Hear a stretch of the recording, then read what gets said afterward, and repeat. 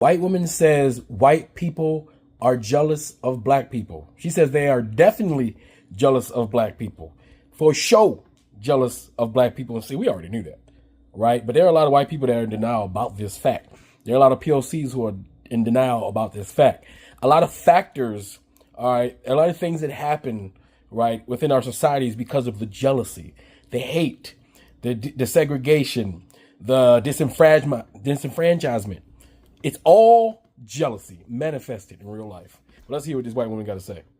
Oh, I do think that white people are absolutely jealous of black people, specifically with the community, and also with like fashion and music and everything else that is appropriated. But by design of what whiteness is, it inherently lacks community. And I think we're absolutely jealous of that. And I've heard biracial people say that they do see that difference in their own families. Because in addition to European cultures being more individualistic than cultures from Africa, South America, and indigenous North American cultures, the invention of whiteness in America erased a lot of ties to actual culture. So when I say like white people, black community, I'm not talking about like Polish people or German people or Irish people. As I explain in my book, I just wrote the intro and I'm working on the conclusion today. Y'all keep me in your prayers. In the course of human history, white is a relatively new term. As we discussed in the introduction to this book, white is a North American term emerging from the 1600s as a term to justify the enslavement of Africans and squelch revolts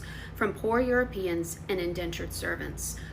Before this term, Europeans would identify with their nationalities. The Irish, Italians, Germans, French are all very different cultures. Thus, there is not the same communal tie to whiteness as there is for people from other communities. Further, since white was created to be a divider, a separator, it is not a happy identity. It is not something people want to admit they relate to. It doesn't have a rich, healthy history.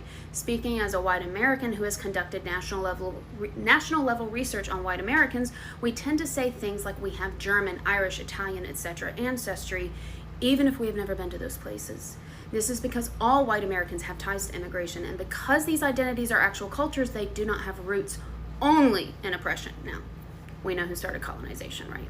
So this is the book I'm trying to finish by Monday and send to the editor. There's a free chapter in my bio if you're interested on one of the unwritten rules of work. The book is predominantly about class, but I talk about 3 other identities that you can't talk about class without talking about these other identities, and race is absolutely one of them.